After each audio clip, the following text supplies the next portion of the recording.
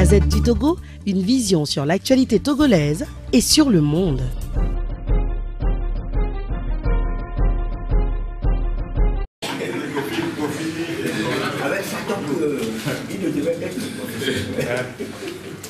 Non, mais merci. Je voulais pouvoir suivre le fil du programme que vous nous avez donné. Je crois qu'en ce moment-ci, on est dans le temps d'échange. Vous avez intitulé le processus de décentralisation Togo, nécessité transparence. Oui, c'est ça. Et vous avez ajouté le mot quel regard portons-nous pour qu'on n'aille pas dans tous les sens. C'est pour ça que je pose la question.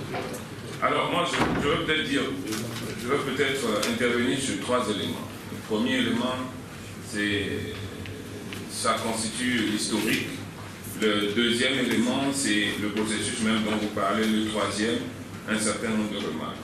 Quand je reviens sur l'historique, je ne suis pas d'accord avec l'assertion du docteur Kampati que l'opposition et le pouvoir n'ont pas porté l'attention qu'il faut à la question de la décentralisation. Et c'est pour ça que je fais l'historique.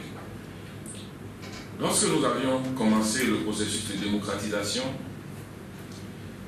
vous avez vu tout ce qui s'est passé, avec une élection où Yadema était seul en 1993, et puis il y avait une élection où l'opposition a participé en 1994 de la législative.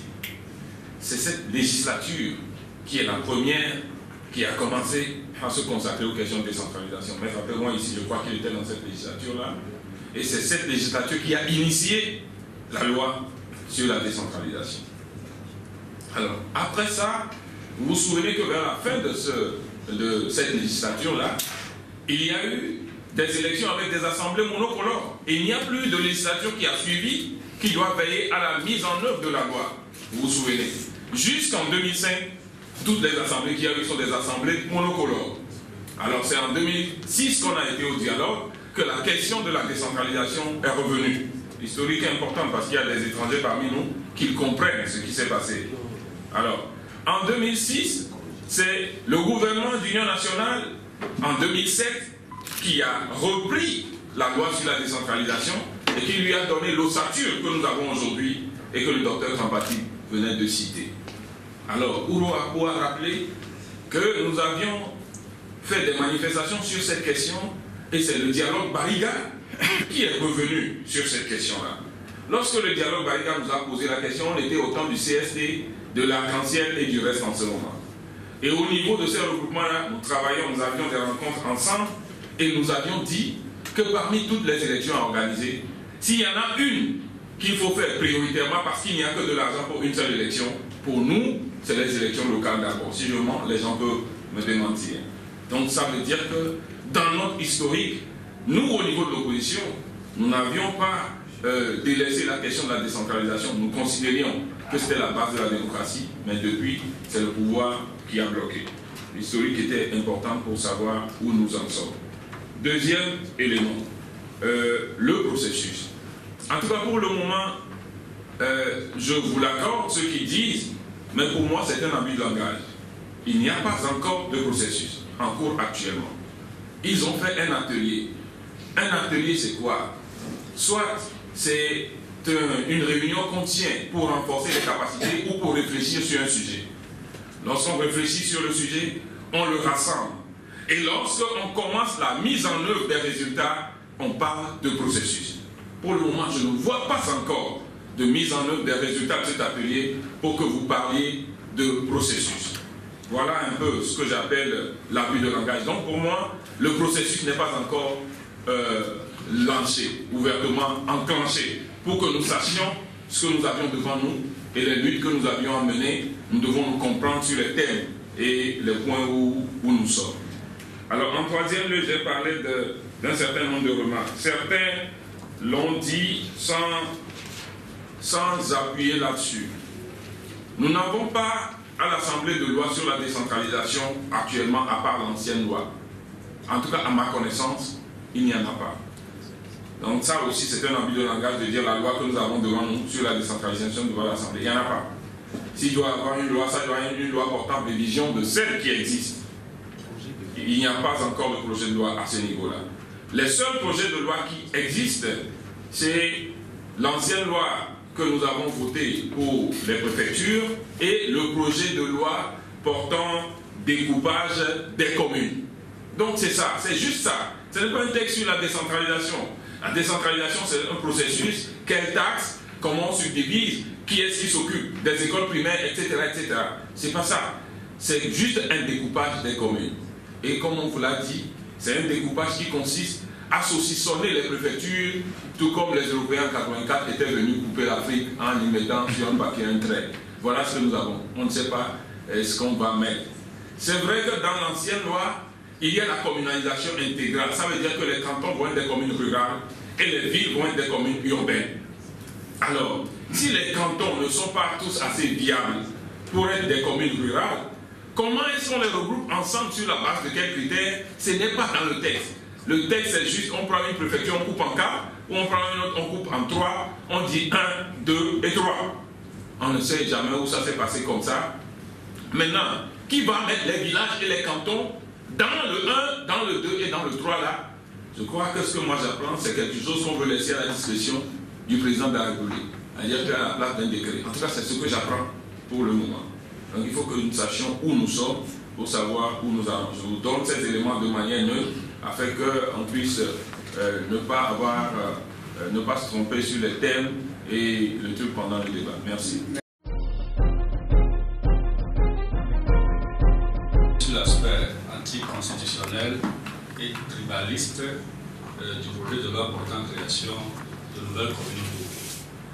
Anticonstitutionnel parce que la Constitution dit que nul ne doit être favorisé ou défavorisé en raison de son appartenance ethnique, régionale ou autre. Suivez avec moi ce constat. Selon le projet de loi portant création de nouvelles communes, il est créé, ou il sera créé, dans la région des Savanes, 15 communes pour une population de 800 000 habitants. Dans la région de la Kara, 21 communes pour une population de 700 000 habitants. Dans la région centrale, 14 communes pour une population de 650 000 habitants. Dans la région des Plateaux, écoutez bien, 34 communes pour 1 400 000 habitants. Et dans la région maritime, les communes Golfe, pour une population de 3 500 000 habitants, il sera créé 30 communes. Voilà l'aspect tribaliste, régionaliste de la loi. Merci.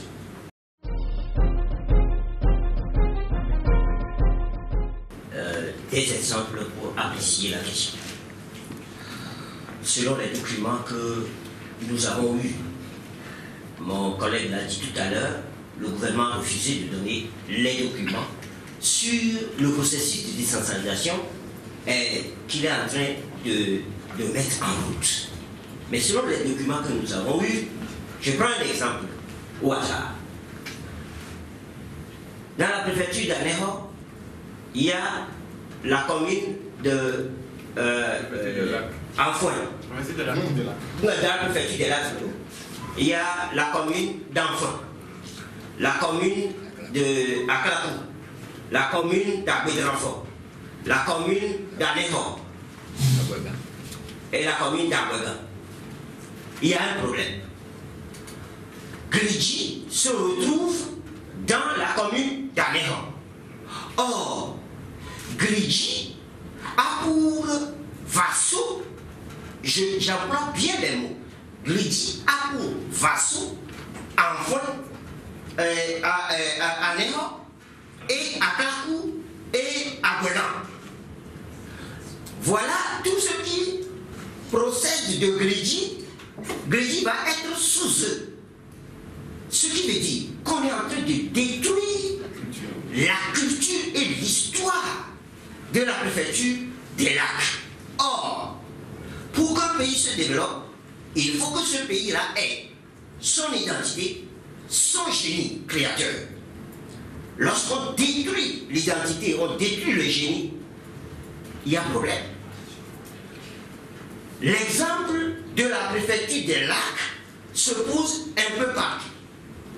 Dans le Raon, le canton de Pédoumi, au nord, à Kara, dans la préfecture de la Kosa, on a saucissonné de telle manière que le canton, la commune de Lama, ne va plus, en tout cas, Lama ne va plus exister.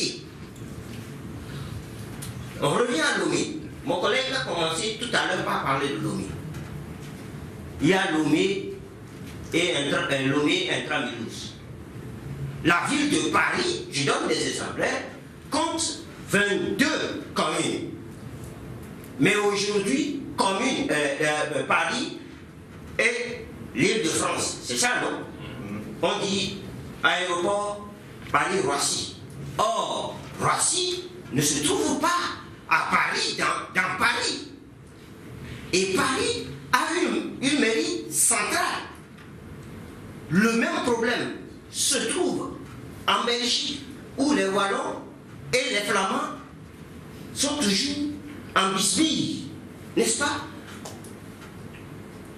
L'identité de ces deux-là, des Wallons et des... Je donne l'exemple. L'identité est maintenue. Ici, au Togo, on veut détruire l'identité de nos villes, l'identité de nos cantons. Pour revenir au communautarisme de mon ami Atlantique tout à l'heure.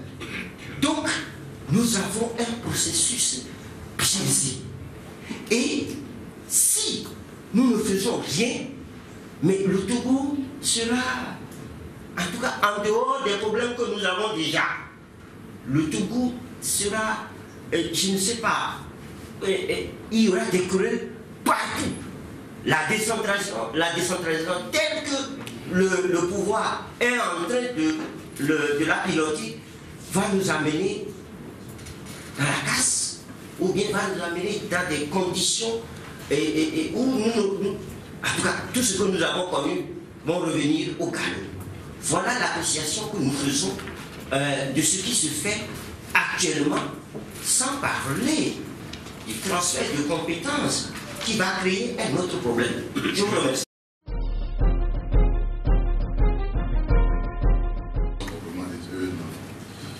Une mise au point en ce qui concerne ma présence ici.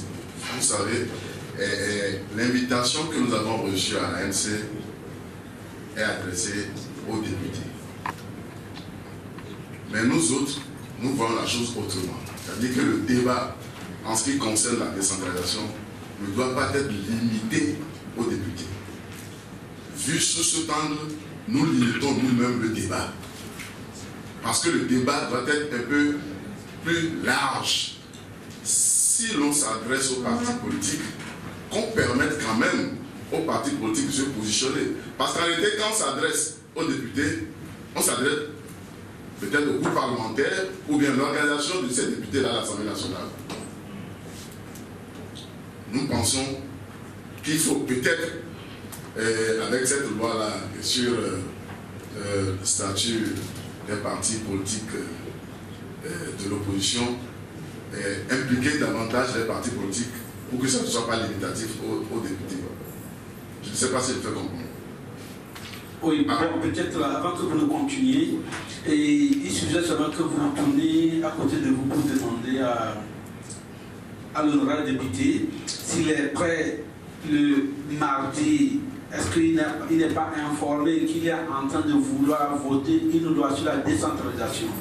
C'est de ça que nous parlons. Non. Ok, on évolue. Ok, merci.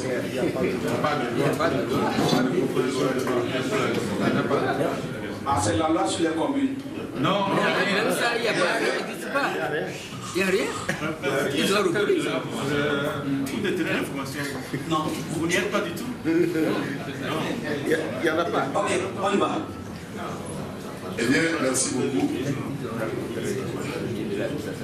Mes prédécesseurs ont suffisamment parlé de l'intérêt que nous, Togolais, accordons à la décentralisation.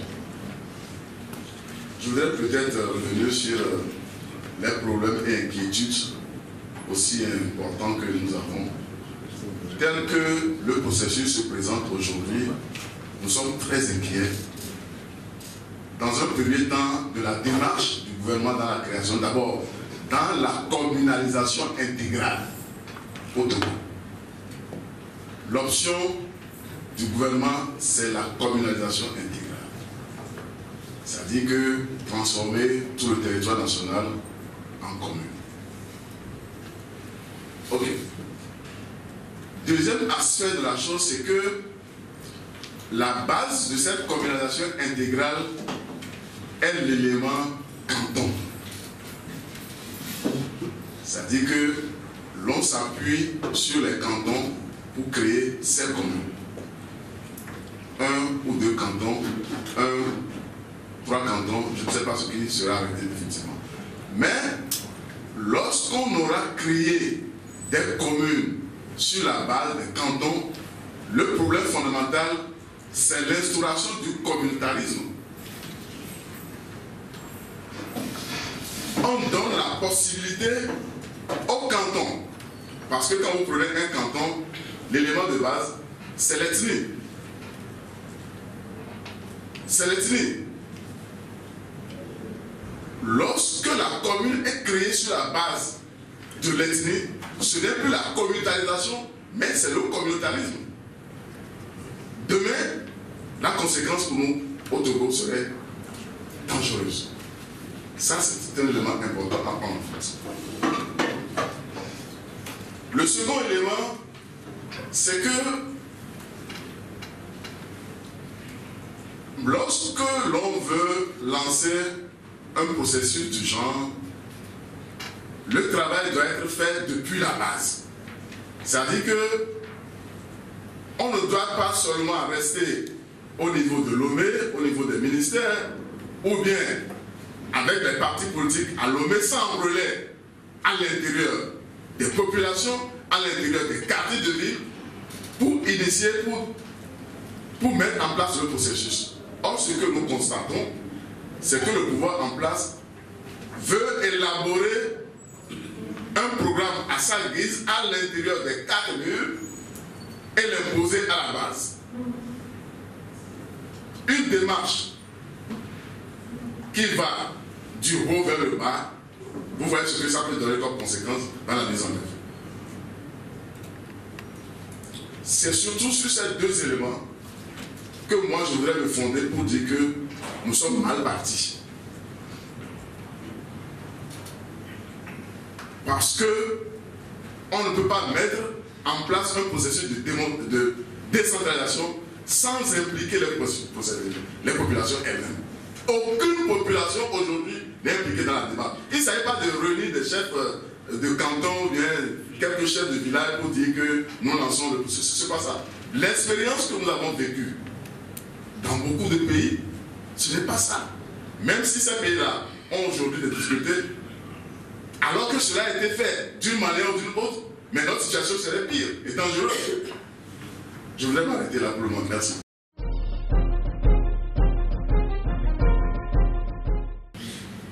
Je crois que l'essentiel a été pratiquement dit, mais il y a un élément important qu'il faut relever, c'est qu'on ne peut pas faire une décentralisation sans déconcentration. Et que l'unité de base de déconcentration, c'est le canton. L'unité de base de décentralisation, c'est le village. Le quartier en ville et le village intérieur. Mais ce que nous remarquons dans la démarche du gouvernement en place, c'est qu'il y a un mélange d'idées, de propositions, et finalement c'est un galimatias. On ne se retrouve plus. Comme à l'accoutumée, on veut nous servir une sauce où on ne se retrouvera pas. Mais ce que nous disons, il me semble qu'au niveau de l'opposition, ça doit être en 2015, janvier ou février, on était ensemble, je crois, Ouro. Janvier 14. Pardon. La réunion à l'université, oui, c'était en décembre 2013. Non, l'autre c'était en janvier. Oui, il y a la deuxième. La première c'était en décembre. Et en janvier, je crois que toute l'opposition était d'accord parce que Ouro et moi étions les représentants de notre parti pour discuter de cette question de décentralisation depuis 2 ans, 2 ou 3 ans, et que Dr Compatible était présent, mon ami Jean Kissi aussi était présent. Ce que le gouvernement nous proposait, c'est, in fine, nous amener à accepter un partage des délégations spéciales. Pourquoi? Il ne faut jamais qu'on oublie que le gouvernement ne veut pas faire de la décentralisation parce que le gouvernement a peur de perdre son pouvoir sur les populations. Parce que la déconcentration, c'est rapprocher l'administration des administrés, et la décentralisation, comme vous le savez tous, c'est de donner le pouvoir à la base. Donc, quelle que soit notre démarche, quel que soit ce que nous voulons, quel que soit ce que nous allons faire, il ne faut jamais qu'on perde de vue cette logique du pouvoir. Ce qui veut dire que quand nous prenons toute la documentation à notre niveau, parce qu'ils ont toujours refusé de nous donner la documentation qu'ils ont réalisée, nous avons constaté que le gouvernement a peur de perdre la gestion des grandes villes. Ce découpage territorial, je parle de la territorialité des communes qui est proposé dans le rapport du comité technique. Ça a amené le pouvoir dans sa démarche à proposer un gouvernorat pour Lomé commune. La mairie centrale de Lomé n'existera plus. Comment on peut faire ça? C'est des aberrations. Et c'est détruire la culture d'une ville. C'est détruire le schéma d'une ville. C'est détruire l'histoire d'une ville. Vous pensez que nous allons nous taire sur ça? On peut nous traiter de fous. On préfère être fou et garder l'essentiel d'une culture, d'une logique, d'une vie commune. Donc, je ne veux pas revenir sur la communautarisation, qui est l'idée sous-jacente de ce découpage unique en matière de décentralisation qui est proposé. Je m'arrête là pour l'instant, s'il y a débat. La Gazette du Togo, une vision sur l'actualité togolaise et sur le monde. Rejoignez-nous sur le www.lagazettedutogo.com ou sur nos comptes Facebook, Twitter et YouTube. Pour tout contact, écrivez à contact@lagazettedutogo.com ou appelez le 92 80 88 53. La Gazette du Togo, c'est l'information en continu.